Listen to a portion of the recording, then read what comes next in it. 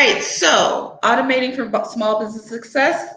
This is our first of 3 webinars that will be taking place this week during National Small Business Week or Crane Small Business Week if you're here in Chicago. My name is Florence Hardy. I represent the Far South Community Development Corporation. And just a little bit about what we'll be discussing today. So first, I'll tell you a little bit more about what we do here at Far South Community Development Corporation, and then we'll move right into the presentation. The primary focus of our conversation today will be understanding processes and operations. What are they? How do you know if you have them in place? Then we'll talk about some automation tools to help you get your processes as automated as possible. You can't automate everything in your business, but there are some steps that you can take that you can shorten some steps or make sure that where there is automation available that you're able to incorporate that into your business.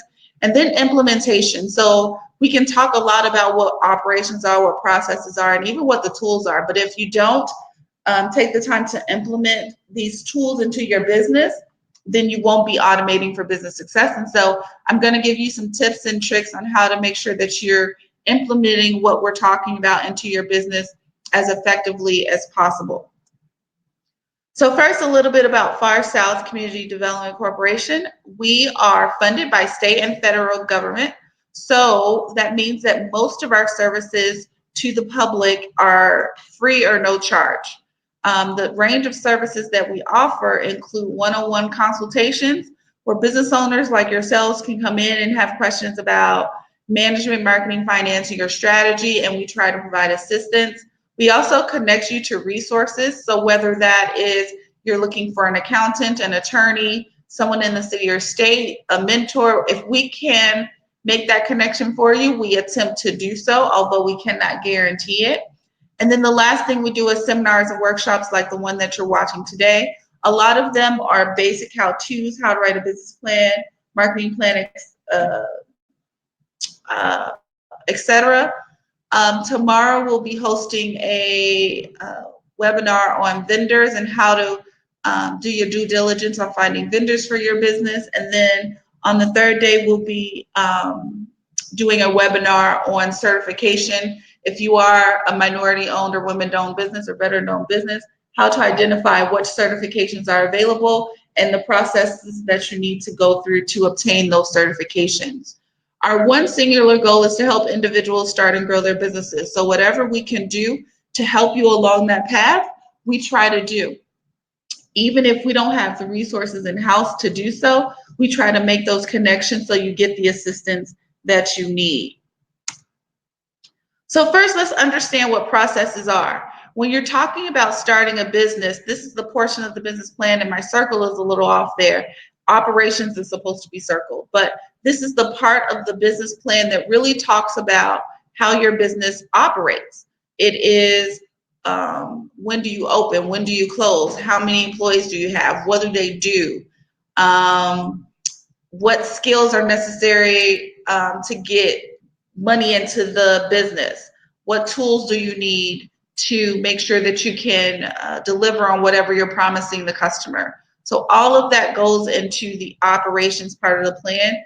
The way that you should think about this portion of the plan or the processes that go into your business is if you could not operate your business for some reason, maybe you're sick, maybe you going on vacation, whatever it might be, you could give the operations portion part of your plan to someone else and they would be able to understand how your business works from start to finish. A lot of business owners have these processes in their head. They know what they need to do, but they have not written them down. And this is a tragedy of most businesses because there may come a time when you're not able to operate, or there comes a time where you need to hire staff so that you're able to grow, and you'll need to be able to give some of these responsibilities to someone else. But if you haven't written down what the process is or what the operations are, it'll be that much more difficult for you to remove yourself from the business and allow someone else to manage it while you're on vacation or while you're growing the business or while you're doing whatever else you need to do with your time. So this is a part of the business plan that we're going to focus on for today. And so again, when we're talking about operations, we're talking about processes. This is the who, what, when, where, and how of your business. These are the W questions that you'll need to be able to answer on a regular basis. And in your business, you probably already have the answers to these. Again, it's just a matter of you writing them down and making sure that where there is automation or tools in place to assist you in doing that, these things, then you're able to do them. Some basic processes for business includes customer service. How are customers greeted when they come into your business? Or what is the first email they get if they send you an email via your website? What do you respond back first?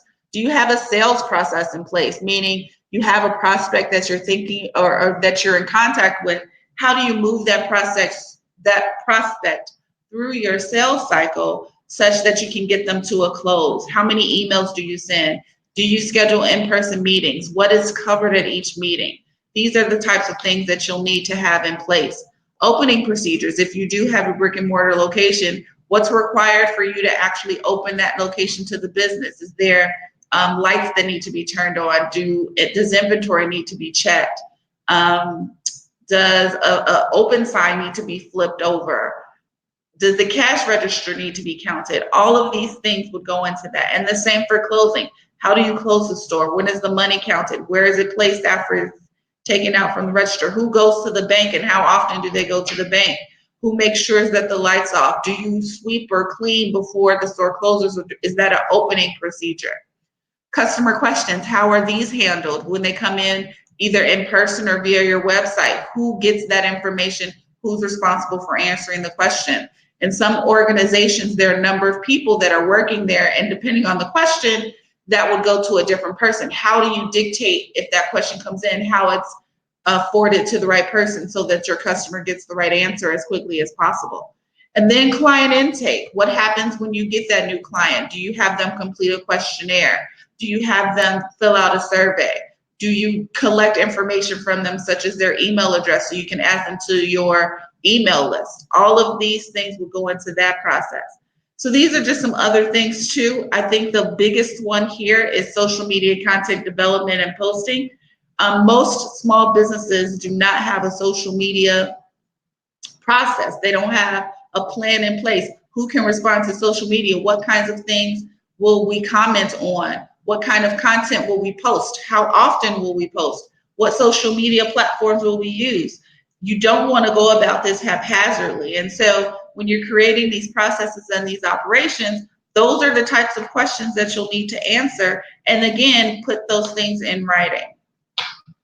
So now that we know a little bit about the types of processes that are available, we're going to talk about, or not available, but the types of processes that go into running your business. Again, the types of processes, though, will differ depending upon your business. That's a little bit why I don't go through each process specifically. Like I don't lay out, this is a customer service process, because all of you will run your businesses differently. So it is up to you to develop what that process ultimately ends up being. However, there are tools and templates in place to help you get started. You don't have to start any of these processes from scratch.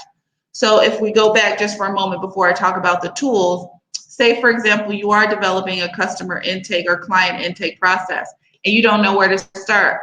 One thing that I have my clients do is just do a Google search really quickly that says client intake process. You can get a lot of information from others' processes and say, oh, I do like the fact that I'm able to, or I do want to make sure I get their email address. Or I do want them to fill out a survey before we get started. Or I do want them to provide their phone numbers or zip codes so I know where they're located in my geography. Those are just some things that you can pull from others, what others have done to create your own process. And the same is true for your customer service process or any process that you might have in place. So as you're thinking about what it will take for you to run your business in a way that is successful or comfortable for you, you don't have to start from scratch. You can Google some things first to get started. So again, once you have those processes outlined, you do want to outline those processes and to the point where it's not just do social media, right? Because that's not helpful. You want to get to the point where your social media processes, we're going to use Instagram and Facebook. So your social media process might be, every Monday we log into Instagram, we'll post a picture about motivation, and we'll use these hashtags, and we'll do it by 12 p.m. on that day. That's a process because those are actionable steps that you can take. And then someone who comes into your business can take that from you and say, oh, this is how we post to Instagram. So that's really the key. But once you've done those things and you've laid out those tactics and those action items, now I want to introduce you to some tools that will help you automate certain portions of your business now that you have those processes not just developed, but actually written down. So the first tool that we'll talk about is called Zapier. Zapier is a tool that helps your tools talk to each other. So say, for example, you have an email list, and every time you get a new email, you want to send out a thank you note to that person for giving you their email address. With Zapier, you might say, I'm using MailChimp. They're signed up on my website. That email goes to MailChimp. Zapier will then tell your email account to say, hey, we got a new email. This is the templated email that I would like to send out for every new email that I get. So the email or the client goes to your website, puts in their email address. That email goes to MailChimp. MailChimp then talks to your, let's say, Gmail account.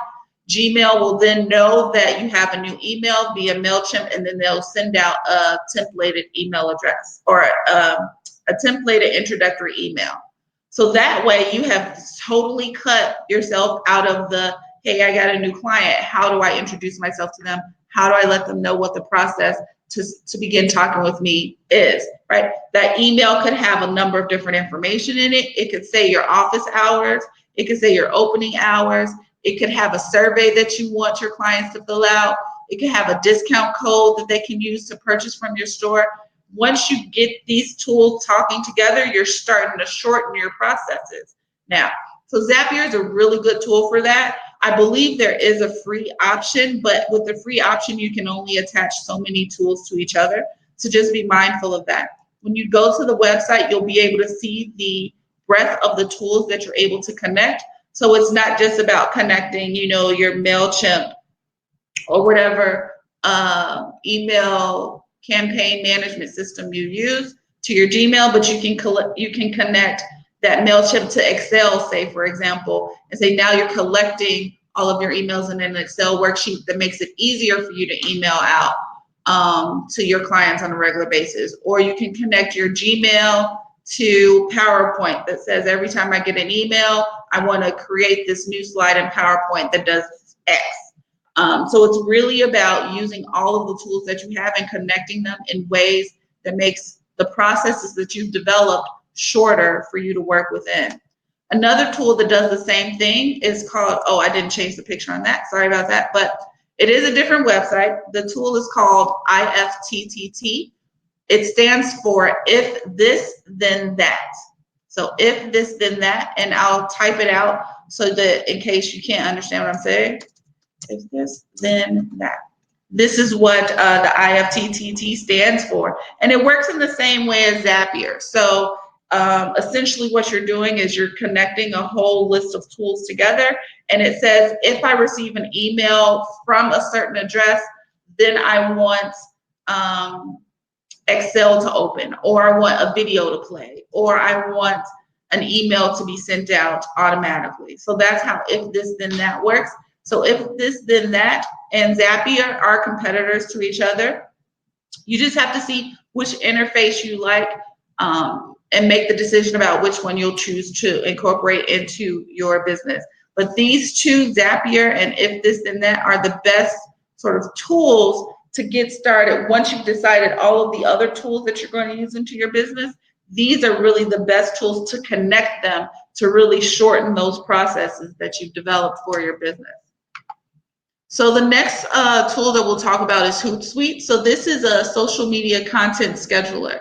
What this website or tool allows you to do is just what it sounds like, schedule your social media content.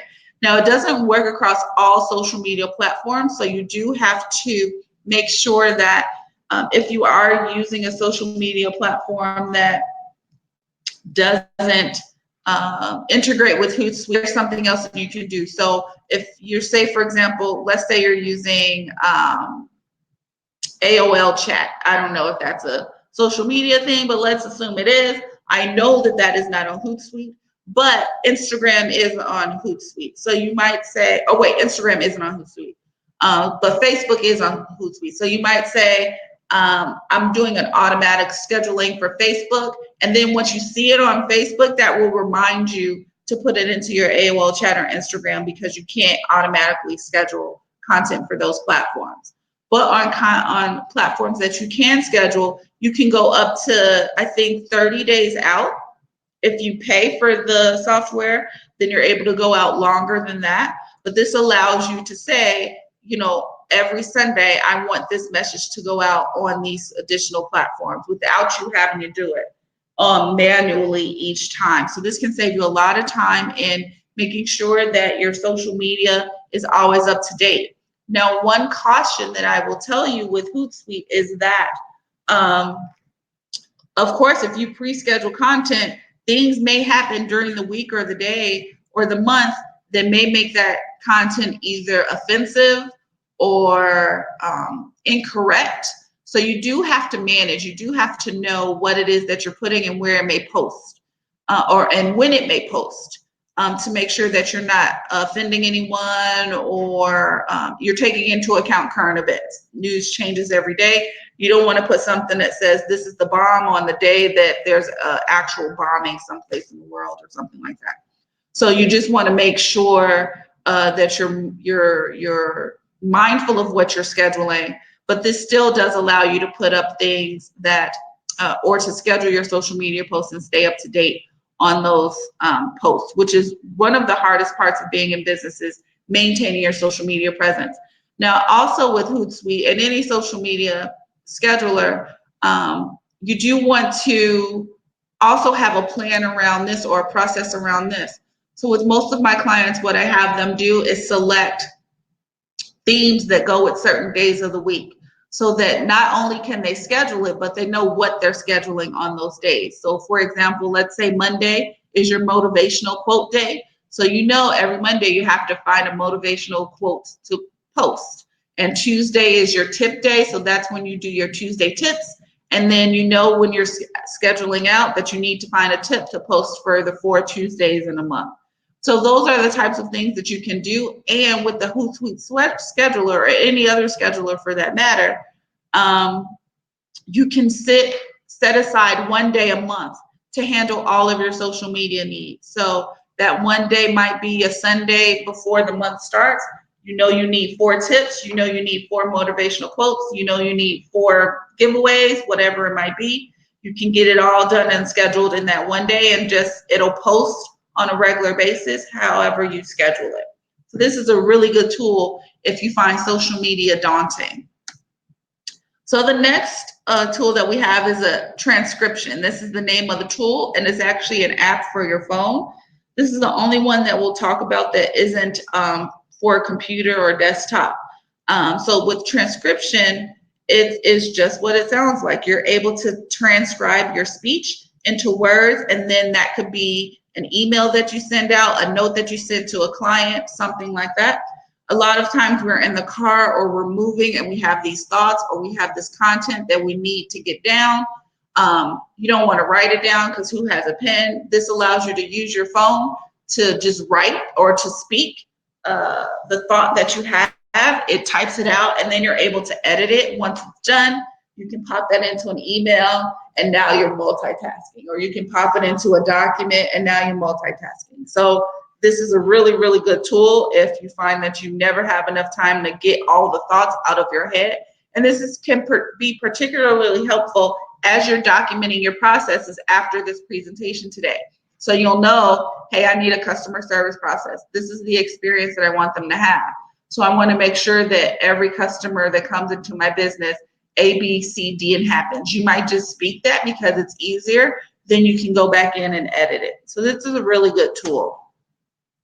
The next tool is called Boomerang. Boomerang allows you to schedule email, but via Gmail. So right now, if you want to send an email, you can draft it early and save it and then you'd have to remember to go in and press send at the exact time that you want to send it. Most emails work like that. If you have Office or Outlook, you're able to schedule it, but in Gmail, you can't schedule emails right now. With Boomerang, this allows you to schedule your emails via Gmail. So it's an add-on that you add to your Gmail account, and then a new button will come up when you're drafting an email that says, do you want to send this now or do you want to schedule it? And then it'll allow you to choose the date and time to schedule the email.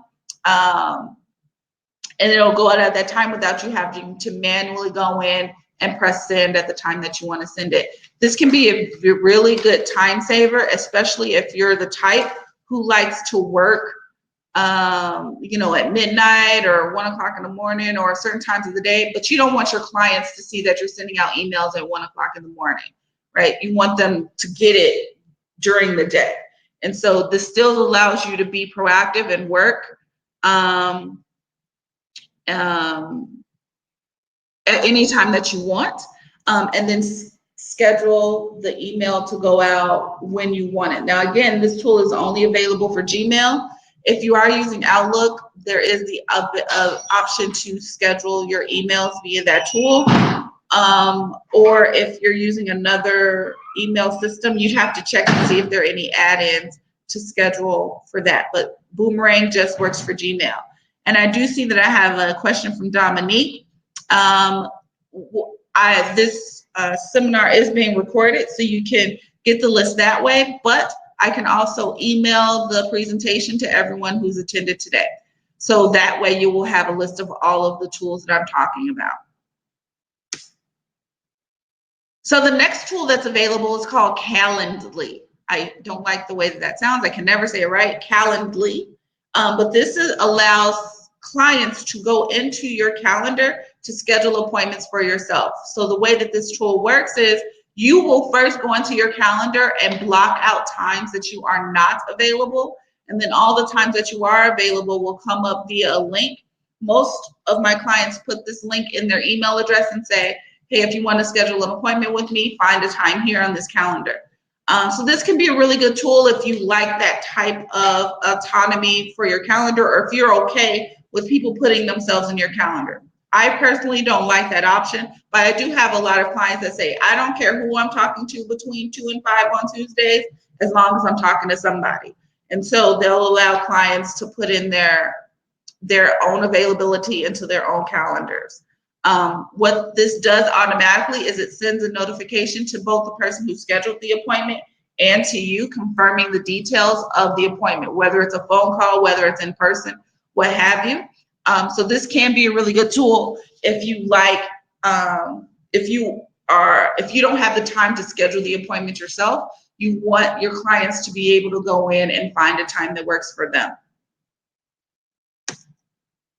Schedule Once is also a calendar tool, but this is more for group scheduling. So say, for example, you have clients who need to speak to each other, or you have prospects and you need to be on a group call with a vendor. This allows all of you to find a time that works for you. So you're not saying, hey, client, let me know what time works for you. Okay, let me check with my partner to see if they're available, and vice versa. All of that is time consuming.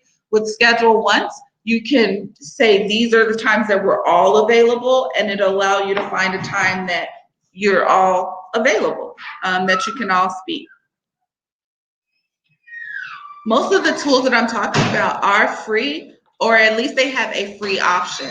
So the free option will be limited in how you can use it, how many apps you can add, how many clients can schedule, how many appointments can be scheduled, whatever. They may have some limit to them, but most of them do have a free option that you can at least try the tool to see if it is able to easily be incorporated into your business. The next tool that we'll talk about is Evernote. Evernote is an online notebook that allows you to share ideas among devices as well as among people. So you can put in thoughts. Maybe it's a process that you have, maybe it's client notes, maybe it's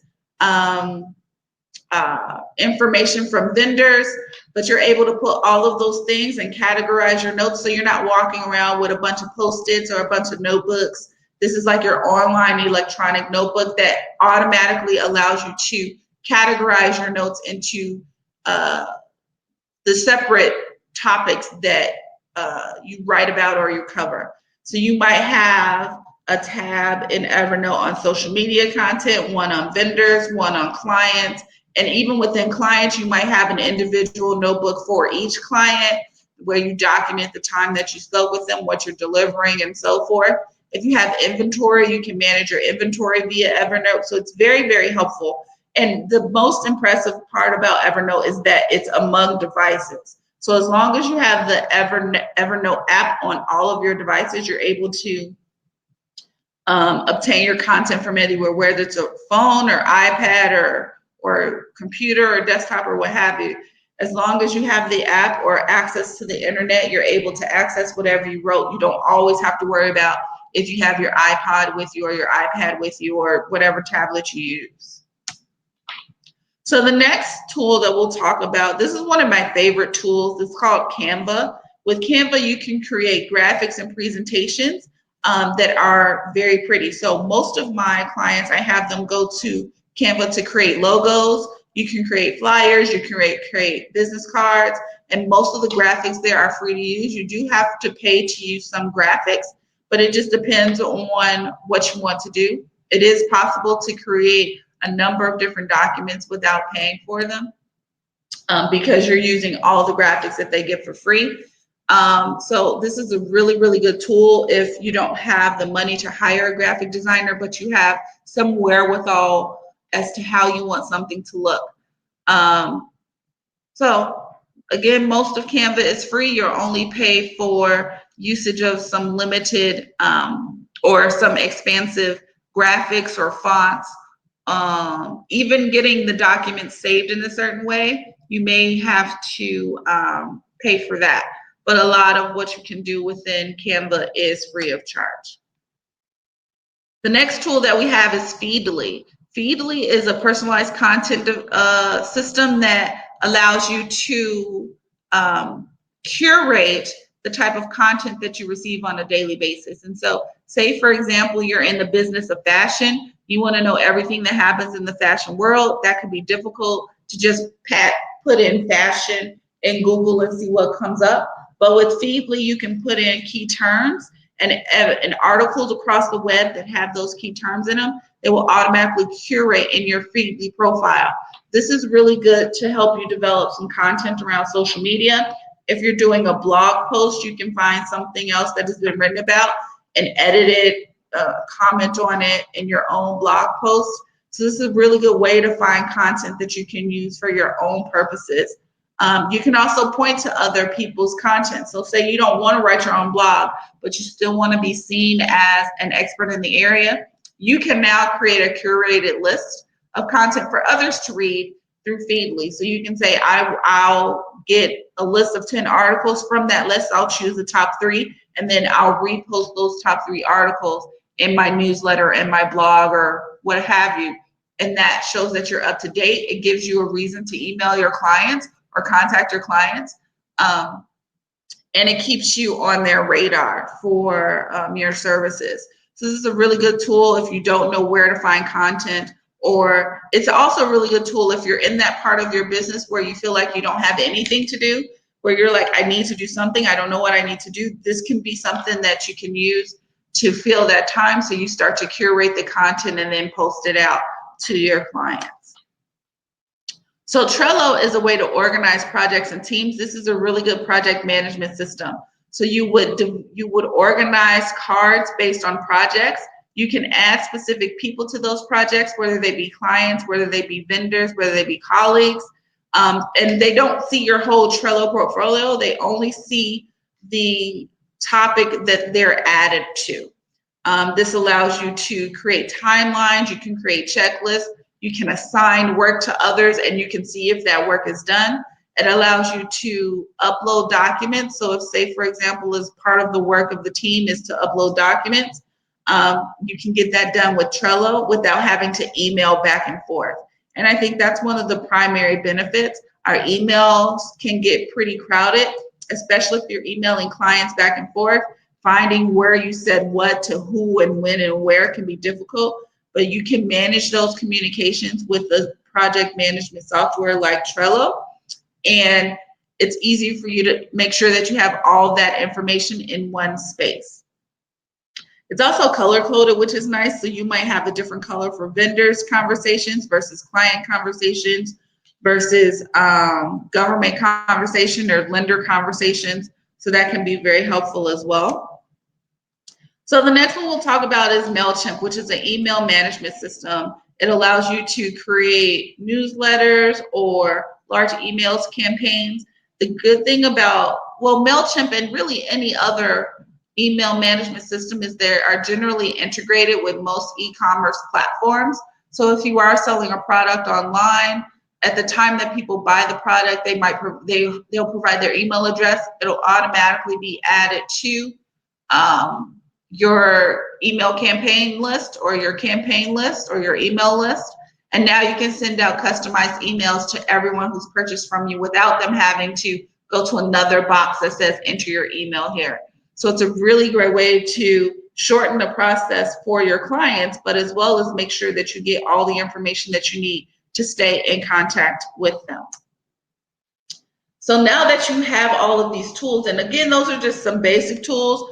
If you have specific processes that we haven't touched on, we can talk about how to find a tool that will help you with those processes.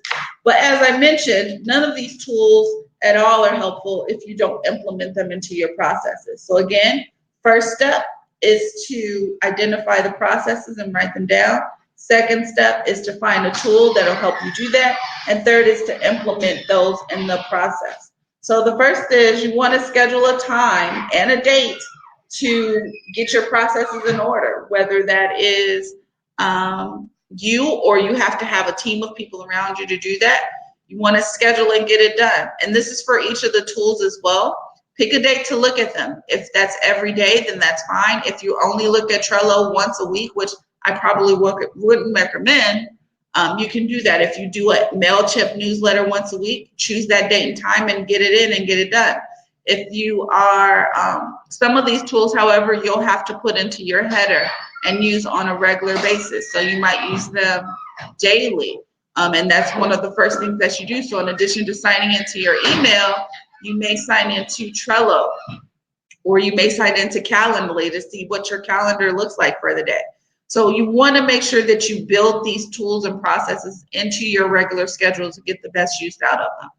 And then you want to document what is the actual process. Make sure that you put it in a safe place so that if you have to tell somebody where to find it, then you know exactly where it is. You know where all of your processes are. The other thing is that you want to make sure that you review and update these processes as necessary. Simply writing a process today doesn't mean that it'll be effective and efficient tomorrow. So as you start to grow in your business and you add team members and you add additional tools, you may need to update the processes that you created to go into your business. And so making sure that you're always doing it, that you're looking at these as living documents is going to be important. So this is just the last overview of the steps that you'll need to take to really automate your business. The first, of course, again, is determine what those processes are, find the right tools, and then implement. If you are still having issues with what your processes should be, how to incorporate them into your business, again, all of the services here at Far South are free of charge. So you can speak with a consultant either in our office or by phone, simply by scheduling an appointment. As I stated at the beginning of this presentation, I have placed my email address here. So if you would like to email us to schedule an appointment to help you outline what your processes should be and then help you find the appropriate tool to implement that process, we're here to help. At this time, what I will do though is open it up for questions. You are able to use the chat screen. If you have questions, you can type it out and I will read the question and then provide an answer if I have one. If I don't have one, I'll try to provide you with the best resources that are available to help you address that question. But that's the end of the presentation. Are there any questions?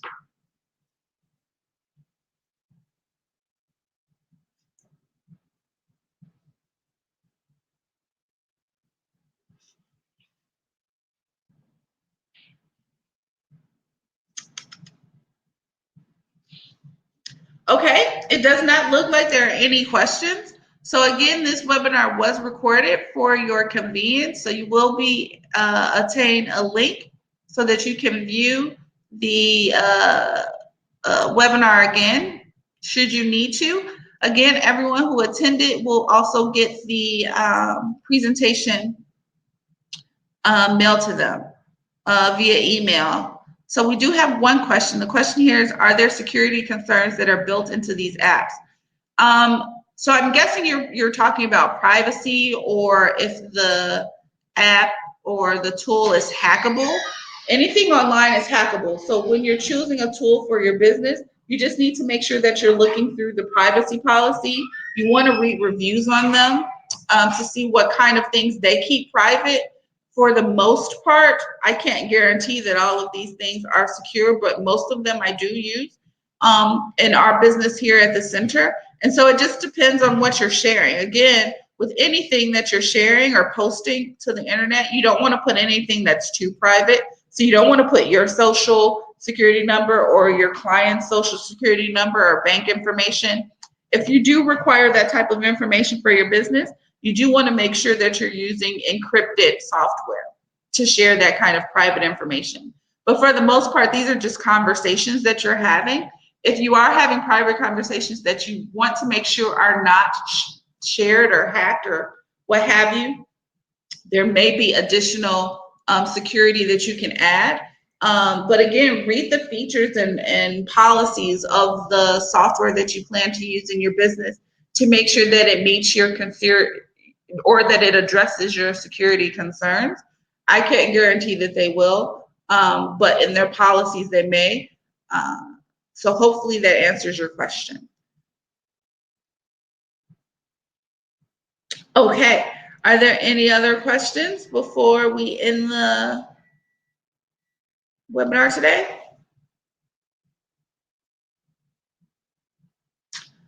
Okay, so if you have any questions following up, again, my email is on the screen. I hope you've had a chance to write it down, but you will also receive it when I email the presentation out later today.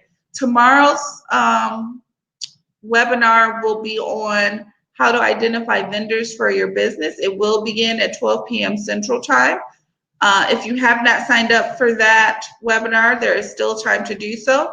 You just simply have to go back to the email or the Eventbrite link that you used to sign up for this workshop, and you'll be able to sign up for that vendor workshop, as well as the Thursday workshop on certification for minority and women-owned businesses. So I look forward to providing additional assistance if you need it. I hope this webinar was helpful for you. Again, if you have your processes and you don't find and you're not able to find the exact tool to help you, just schedule an appointment and we'll be happy to help you find the right tool for you. Thank you for joining us and have a great afternoon.